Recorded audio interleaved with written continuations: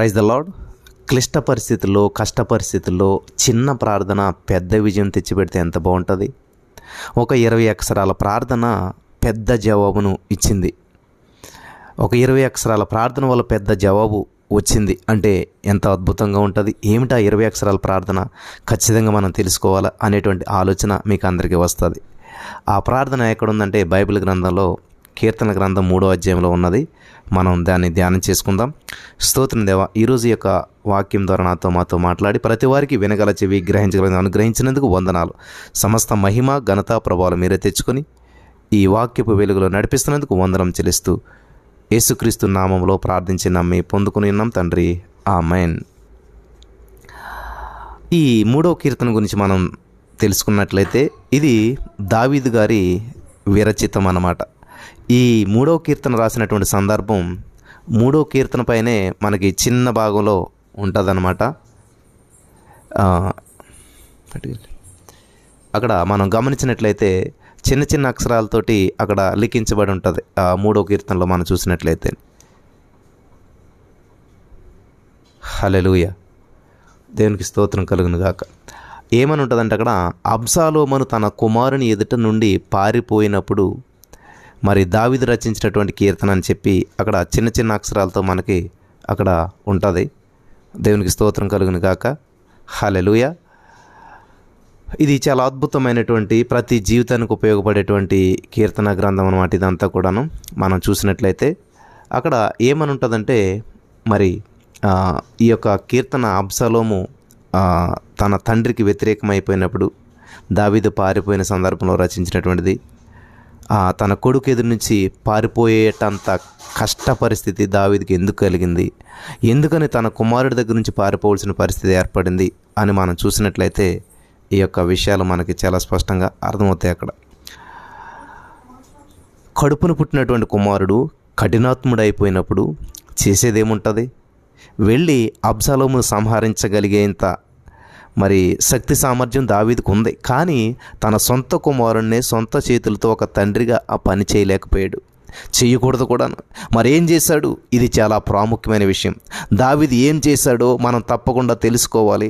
అలా తెలుసుకోవాలంటే మనం 2వ సమూయేలు గ్రంథం 15వ అధ్యాయం 30వ వచనం నుంచి కొన్ని వచనాలు మనం చదువుకోవాలి.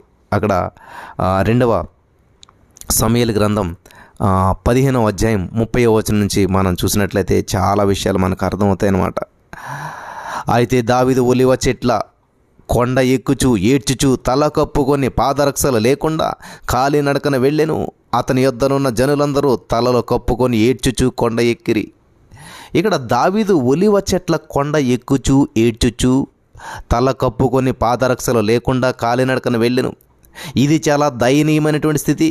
ఒక రాజుగారు ఏడుస్తూ తల కప్పుకొని పాదరక్షలు అంటే చెప్పులు లేకుండా ప్రయాణించాడంటే ఈ మాటలు వినిచున్న మనకే, చదువుచున్న మనకే చాలా బాధాకరం అనిపిస్తుంది. ఈ రోజున చాలామంది జీవితాలు, కుటుంబంలో వ్యతిరేకత, భర్త వ్యతిరేకత, పిల్లల వ్యతిరేకత, ఎవరో మాట వింటలేదు, ఎవరో పట్టించుకోవట్లేదు, సంఘంలో విలువ లేదు, సమాజంలో విలువ లేదు, అంతా అంధకారం, అయోమయం, ఆందోళన. ఎస్, ఈ పరిస్థితి నాదే బ్రదర్. ఖచ్చితంగా మీరు ప్రతి వాళ్ళు చెప్పగలుగుతారు, అన్న ఇటువంటి సిచ్యువేషన్ కూడా నేను వెళ్తున్నాను, నిజంగా నాకు అలాగే ఉన్నదన్న, నాకు ఇంట్లో గౌరవం లేదు, నాకు ఇంట్లో వ్యతిరేకత ఉంది, నేను ఒక్కదాన్ని యేసుప్రభువుని నమ్ముకున్నాను, నాకెవరు సపోర్ట్ లేరు, నాకంతా వ్యతిరేకమైపోయారు, కానీ నేను వాళ్ళని ఏమనలేను, ఎటువంటి పరిస్థితులు గుండా వెళ్తున్నానంటే సేమ్ ఇటువంటి అనుభవం నాకున్నది. ఎస్, అందుకనే దేవుడు 1 కొరింథీ 10:10 ఏమనంటాడంటే ఇటువంటివన్నీ వారికి సంభవించి యుగాంతమందున్న మనకు బుద్ధి కలగడానికి దేవుడు రాయించాడంట. కాబట్టి మనం ఏం బుద్ధి తెచ్చుకోవాలి? ఇప్పుడు ఇటువంటి పరిస్థితుల్లో దావీదు ఏం చేశాడు? నువ్వు అది చేయాలి. దావీదు లాంటి పరిస్థితి నీకు ఉన్నది. నీ పిల్లలు నీ మాట వింటలేదు, వ్యతిరేకత, నీ భర్త నిన్ను టార్చర్ పెడుతున్నాడు, నీ భర్త నిన్ను బాగా ఇబ్బంది పెడుతున్నాడు, కొడుతున్నాడు, తిడుతున్నాడు, అవమానిస్తున్నాడు, ఒక మనిషిలా చూడలేదు. ఎస్ బ్రదర్, ఇదే పరిస్థితి మాది, ఇదే జీవితం మా ఇంట్లో ఉన్నది. దావీదు గారికి సొంత కొడుకు వ్యతిరేకత అయిపోయాడు.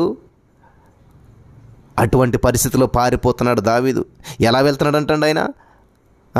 ఏడుస్తూ తల కప్పుకోవటం, అవమానం, పాదరక్షలు, చెప్పులు కూడా లేకుండా వెళ్ళిపోతున్నాడు అంటండి.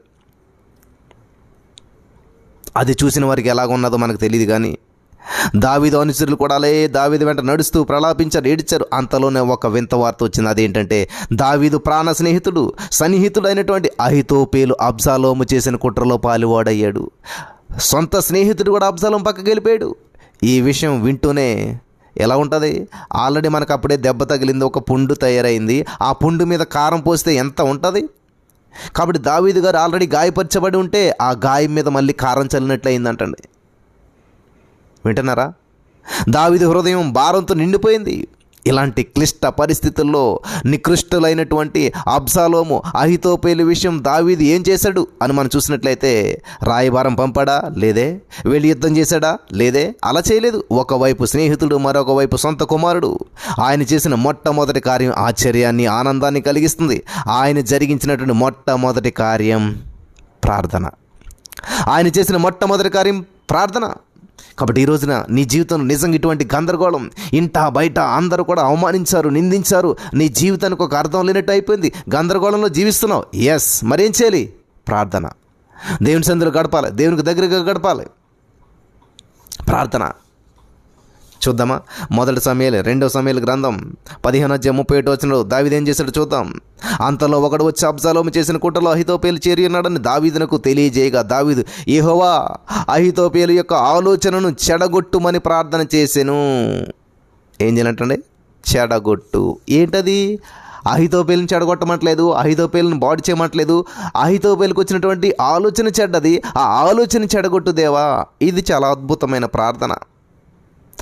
కష్ట పరిస్థితుల్లో, కన్నీటి లోయల్లో వెన్నుపోటు పొడిచినటువంటి ప్రజల విషయం ఆయన ఎన్నుకున్నటువంటి మొట్టమొదటి ఆధ్యాత్మిక యుద్ధ సాధనం ప్రార్థన. కాబట్టి ఈరోజు ఇది చేయరు. మీరు అందరికీ చెప్తారు, నా భర్త నన్ను టార్చర్ పెడుతున్నాడండి, ఇంట్లో గొడవ అండి, ఇబ్బంది అండి, సమస్య అండి, ప్రాబ్లం అండి, ఊరంతా చెప్తారు కానీ ప్రార్థన మాత్రం చేయరు. చేస్తున్నామండి ప్రార్థన. నా భర్త మూర్ఖుడని చేస్తున్నావు కానీ నా భర్తలో వచ్చిన మూర్ఖత్వాన్ని తొలగించిన దేవా, నా భర్తలో వచ్చిన చెడు ఆలోచన తీసివేసే దేవా, మంచి మనసు ఇచ్చినందుకు వందనాలు. ఇది చేయట్లేదు ప్రార్థన. మనం ఏం చేస్తాం తెలుసా? మూర్ఖుడు, చెడ్డవాడు, ఇదే ప్రార్థన చేస్తూ ఉంటుంటాం, ఇదే మాటలు పలుకుతాం. నీకు ఏది కావాలో అది పలకడం నేర్చుకోవాలా. ఇది చాలా అద్భుతమైన విషయం. దావీదు గారు ఏం చేశాడు తెలుసండి? యెహోవా అహీతోపెలు యొక్క ఆలోచనను చెడగొట్టుము. అయిపోయింది. యెహోవా అహీతోపెలు యొక్క ఆలోచనను చెడగొట్టుము. అయిపోయింది ప్రార్థన. పెద్ద ప్రార్థన చేయలేదు, గంటలు ప్రార్థన చేయలేదు. ఏంటండి లెక్క పెట్టండి, 20 అక్షరాలు చేసినటువంటి దావీదు చేసినటువంటి చిన్న ప్రార్థన అంటే 20 అక్షరాల ప్రార్థన, కానీ పెద్ద జవాబు తెచ్చిపెట్టిందటండి. పెద్ద జవాబు వచ్చిందటండి.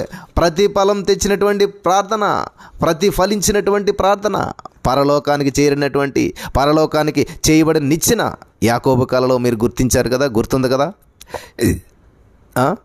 పరలోకానికి చేయబడినటువంటి నిచ్చెన, ఎక్కుతున్నటువంటి దేవదూతలు, దిగుతున్నటువంటి దేవదూతలు. మనం అక్కడ చూస్తాం దావీదు ప్రార్థనను దేవుని దూతలు పరలోకానికి తీసుకొని పోయారు. సమాధానంతో వచ్చేసరి తిరిగి. ఆ తర్వాత అహీతోపెలు ఏం చేశాడో గమనించాలి. అహీతోపెలు తాను చెప్పిన ఆలోచన జరగకపోవడం చూసి గాడిదకు గంత కట్టి ఎక్కి తన ఊరునందున్నట్టు ఇంటికి పోయి ఏం చేశాడు? తన ఇల్లు చక్కబెట్టుకొని ఊరు పోసుకొని చనిపోయాడంటండి. 2వ సమయాలు 17:23. దావీదు ప్రార్థన అహీతోపెలు ఊరు పోసుకొని చావాలని చేయలేదు.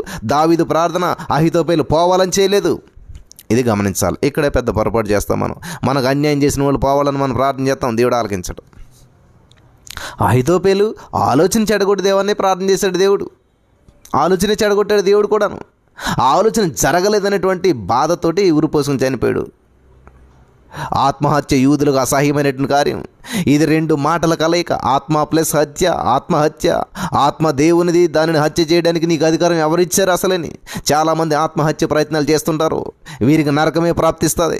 ఈ మధ్య కొంతమంది దేవుని సేవకులు ఆత్మహత్య చేసుకుంటే కూడా పరలోకానికి వెళ్తారనేటువంటి అసత్య ప్రబోధాలు చేస్తూ ఉన్నారు. నమ్మొద్దు. అది సైతాను గాడి నుంచి సంక్రమించినటువంటి దుర్బోధ. చాలా జాగ్రత్త. అహీతోపెలు చావాలని చెప్పి దావీదు ప్రార్థించలేదు. దేవుని ప్రజల జోలికి వెళితే ఇలానే జరుగుతుంది అనేటువంటి సత్యాన్ని తెలియజేయటకు దేవుడు ఈ యొక్క విషయాన్ని పరిశుద్ధ గ్రంథంలో రాశాడు. అహీతోపెలు చావాలని దావీదు ప్రార్థించలేదు. గమనించాలి. దేవుని ప్రజల జోలికి వెళితే ఇలా జరుగుతుందని చెప్పి దేవుడు రాయించాడు. ఒకవేళ అహీతోపెలు సమాధానం దావీదు కనుగొని ఉంటే క్షమింపరాని స్నేహితుడు అని చెప్పి పాలరాతి మీద దావీదు రాసి ఉండేవాడు. ఇలాంటి కపట స్నేహితులను మనం చాలామందిని చూస్తుంటుంటాం. వారితో చాలా జాగ్రత్తగా ఉండాలి. డాక్టర్ ఏసీ మాసిలామణి గారు మీకు అందరికీ తెలుసు, గొప్ప సేవకుడైన. ఆ మాసిలామణి గారు చెప్పినట్లు వీరు ప్రియమైనటువంటి శత్రువులు. ప్రక్కలోనే ఉండి ప్రక్కలో బల్లెల్లా ఉంటారు. చూసారా? ప్రియమైన శత్రువులు చాలా పక్కగా ఉంటారు, మనతోటే ఉంటారు. కాబట్టి ఇక్కడ స్నేహితుడు శత్రువు ఎందుకు అయ్యాడు? చాలామంది అడిగే ప్రశ్న, స్నేహితుడు శత్రువు ఎందుకు అయ్యాడండి? ప్రశ్నలు అందరికీ. ప్రాణమిత్రుడిగా ఉన్నటువంటి అహీతోపేలు దావీదుకి ఎందుకు బద్ధశత్రువు అయ్యాడంటే దానికి సమాధానం లేకపోలేదు. దావీదు మరి పాడు చేసినటువంటి బెత్షెబ అహీతోపేలు మనవరాలు. ఆ కారణాన ఏం చేశాడు ఆయన? సమయం వచ్చినప్పుడు దావీదు మీద పగ తీర్చుకోవడానికి ప్రయత్నించాడు. కానీ ఆ ప్రయత్నం విఫలమైపోయి ప్రాణం మీదకి వచ్చింది. మరో విషయాన్ని విశ్వాసులు మనసులోకి తెచ్చుకోవాలి, మనస్కరించాలి. దావీదు పాపం చేశాడు, ఆ తర్వాత పశ్చాత్తాపడ్డాడు, దేవుని క్షమాపణ పొందేసుకున్నాడు. దావీదుని దేవుడు క్షమించేశాడు, కానీ అహీతోపేలే క్షమించలేకపోయాడు.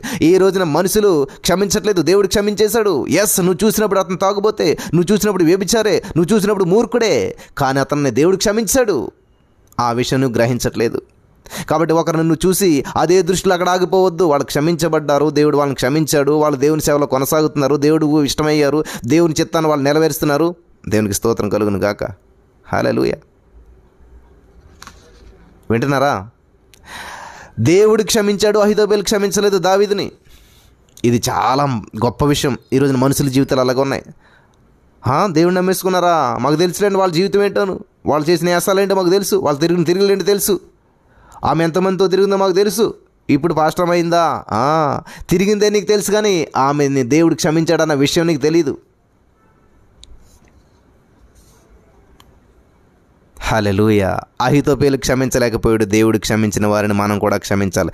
దేవుడు క్షమించిన వారిని మనం కూడా క్షమించాలి. ఇది దేవుని నియమం, దేవుని నియమం. ఇక్కడ గమనించాలి. ఇక్కడ మనం ఒక 3 విషయాలు మనం చూసుకుందాం. నెంబర్ 1, ఆరాధన. దేవుని ఆరాధించు స్థలం ఒకటి ఆ కొండ మీద ఉన్నది. 2 సమూయేలు 15:32. దేవుని ఆరాధించు స్థలం ఒకటి ఆ కొండ మీద ఉన్నదంట. 2 సమూయేలు 15:32లో చూస్తున్నాం మనం. గుండె పగిలినటువంటి స్థితిలో దావీదు ఎంచుకొనినటువంటి మొదటి సాధనం ప్రార్థన. గుండె చెదరని పరిస్థితిలో దావీదు ఎంచుకున్నటువంటి 2వ సాధనం ఆరాధన. గమనించాలి ప్రియులారా. ఇక్కడ మనం 4 విషయాలు మనం ధ్యానం చేస్తూ ఉన్నాం ఈ రోజున. నెంబర్ 1 ప్రార్థన, నెంబర్ 2 ఆరాధన, నెంబర్ 3 చెప్తాను, జాగ్రత్తగా వినండి. కాబట్టి ఇక్కడ దావీదు గారు మొదట ప్రార్థన, రెండవది ఏంటంటే ఆరాధన. సుఖాలలో ఉన్నప్పుడు దేవుని ఆరాధించినంతగా ఇంపుగా సొంపుగా కష్టాల్లో ఉన్నప్పుడు ఆరాధించలేం. ఇది విశ్వాసుల యొక్క బలహీనత. దేవుడు ఏం చేశాడని చర్చికి వెళ్ళాలి అని కొంతమంది వితండవాదానికి దిగుతారు. ఏం చేశాడండి, ఎందుకు వెళ్ళాలి చర్చికి? ప్రార్థన చేసే మనసు రావట్లేదు. దేవుడు ఏం చేశాడు? ఎంత వయసు అయిపోయింది, నాకు ఎంత వచ్చేసింది, ఇన్ని సమస్యలు. దేవుడు ఏం చేశాడు? మరి నువ్వేం చేసావు దేవునికి? ఎందుకు వెళ్ళాలి చర్చికి అంటారు చాలామంది. అంతటితో ఊరుకోరు, ఫోన్ చేసి స్నేహితులకు చెప్పుకుంటుంటారు. సుఖదుఖాల్లో ప్రభుని ఆరాధించే మనసు కలిగినటువంటి వాడు దావీదు. పరిస్థితి లేవి అనుకూలంగా లేనప్పుడు హన్నా ప్రభుని ఆరాధించింది. ఏలీ వృద్ధుడై తన పిల్లల దేవాలయంలో పాపం చేస్తున్నటువంటి పరిస్థితుల్లో వీళ్ళ జీవితాలను ఆదర్శంగా తీసుకోకుండా ప్రభు వైపు చూసి ఆయనను ఆరాధించుటకు దేవాలయానికి వెళ్ళి సమూయేలు అనేటువంటి గొప్ప ప్రార్థనాపరునిగా జన్మనిచ్చింది. దావీదుకు హన్నాకున్నటువంటి ఆరాధన హృదయం మనకు కలిగి ఉండాలి. కొందరు మానుకున్నట్లుగా సమాజంగా కూడుట మానక అని పరిశుద్ధ గ్రంథం మనకు సెలవిస్తుంది. టీవీ ఆరాధనలు, తెర మీద ఆరాధనలు చూస్తూ తృప్తి లేనటువంటి వారంగా జీవించరాదు. స్వయంగా మందిరానికి వెళ్ళాలి, దేవుని సన్నిధిలో గడపాలి, ప్రభుని ఆరాధించాలి. వాడుకు చెప్పిన యేసుక్రీస్తు ప్రభువు మందిరానికి, అలాగే మరి ఆ మందిరానికి యేసోపు మరియలతో కలిసి వెళ్ళాడని చెప్పి లూకా సువార్తికుడు తెలియజేశాడు. ఆరాధనలో నిమిత్తం లేనటువంటి వ్యక్తి యేసుక్రీస్తు. గమనించాలి. ఆయన సృష్టికర్త అయినా సరే యేసు సమాజ మందిరానికి వెళ్ళాడు అంటే దాని అర్థం ఏంటి? మనకు మాదిరిగా ఉండాలని. ఆయన సబ్బాతు రోజున సమాజ మందిరానికి వెళ్ళాడు. ధూపదీప నైవేద్యాలతో కాక ఆత్మతో సత్యముతో యేసును ఆరాధించాలి. హల్లెలూయా. నెంబర్ 1 ప్రార్థన, నెంబర్ 2 ఆరాధన, నెంబర్ 3 ఏంటంటే కొండ. చూద్దాం. 2 సమూయేలు 15:32. దేవుని ఆరాధించు స్థలం ఒకటి ఆ కొండ మీద ఉండెను. ఎక్కడుంది? కొండ మీద. యూదా దేశంలో ఉన్నటువంటి కొండలు, కోనలు, లోయలు, గుహలు దావీదుకు బాగా పరిచయం. సౌలు రాజు దగ్గర నుంచి పారిపోయినప్పుడు ఇవే ఆయనకు ఆశ్రయాలయ్యాయి. కొండలను గురించి చాలా విషయాలు దావీదు తన కీర్తనలో రాశాడు. కొండల దట్టు నా కనులెత్తిచున్నాను, నా కొండ నా కోట నీవే, నేను ఎక్కలేనంత ఎత్తైన కొండపైకి నన్ను ఎక్కించు. యూదా దేశంలో ఉన్నటువంటి ప్రతి కొండ, ప్రతి బండ దావీదుకు తెలుసు. వాటి పేర్లు కూడా ఇంకా బాగా తెలుసు. కొండ ఏకాంత స్థలం, కొండ ఎత్తైన స్థలం, కొండ నిశ్శబ్ద ప్రదేశం, కొండలపై సంచారం, ఆయనకు ఆనందం. ఎక్కడ ఏకాంతంగా దేవునితో గడిపేటువంటి ఆనవాయితీ దావీదుకు ఉంది. ప్రియులు గమనించాలి, అక్కడ ఆ కొండల దగ్గర దేవునితో గడిపే ఆనవాయితీ ఉందన్నమాట. కష్టకాలంలో దావీదు కొండను ఆశ్రయించి నెమ్మదిని శాంతిని పొందాడు. హల్లెలూయా. నేనెప్పుడు మీరు ఆలోచన చేస్తూ ఉండాలి, మనం ఎప్పుడు కూడా ఒంటరి అనేటువంటి బాధపడద్దు. నా జీవితంలో కూడా చాలాసార్లు ఒంటరితనం అనిపిస్తూ ఉంటుంటుంది. కొన్ని ఆల్ నైట్లు ఒంటరినే చేశాను. యూట్యూబ్లో లైవ్ ఇస్తూ ఒంటరిగా చేసినటువంటి సందర్భాలు ఉన్నాయి. కొండ మీద మనుషులు, కొండ కింద మనుషులు, వీరిద్దరికి చాలా వ్యత్యాసం ఉంటుంది. కొండ మీద యేసు తండ్రితో సంబంధం కలిగి ఉన్నాడు. కొండ కింద పేతురు మల్కు చెవి నరికాడు. చూసారా? కొండపైన మోసే దశాజ్ఞలు పొందాడు. కొండ కింద మనుషులు బంగారపు దూడను చేసుకొని కొన్ని ఆరాధించారు. కొండ మీద జనులకు విజయం, కొండ కింద జనులకు అపజయం. రిస్పా అయ్యా కుమార్తె మరి సౌలు ఉపపత్ని కొండ మీద మౌన పోరాటం చేసింది, జయం పొందింది. దావీదు ఆశ్రయించినటువంటి కొండ పేరేంటో మనకు తెలియదు, కానీ ఆ కొండ ఆయనకు నెమ్మదినిచ్చింది. మన రక్షకుడు సహితం కొండలపై ప్రార్థించాడు. రాత్రంతా ప్రార్థించేవాడు, కొండపై ప్రసంగించాడు. ఇశ్రాయేలు దేశం కొండలో లోయలు కలిగినటువంటి దేశం అని చెప్పి దేవుని వాక్యం సెలవిస్తుంది. ఎత్తైన కొండపైన ఏకాంతముగా చేరి రూపాంతర అనుభవం పొంది ప్రార్థింతూ మరి ఒకసారి ఆలోచన చేసుకున్న ప్రియమైనటువంటి సహోదర స్నేహితులారా, ఒక పాట ఉంది కదా, ఎత్తైన కొండపై ఏకాంతముగా చేరి రూపాంతర అనుభవం పొంద ప్రార్థింతువో ప్రియుడా అనేటువంటి పాట మనందరికీ తెలిసిందే. దేవునికి స్తోత్రం కలుగును గాక. హల్లెలూయా. వింటున్నారా?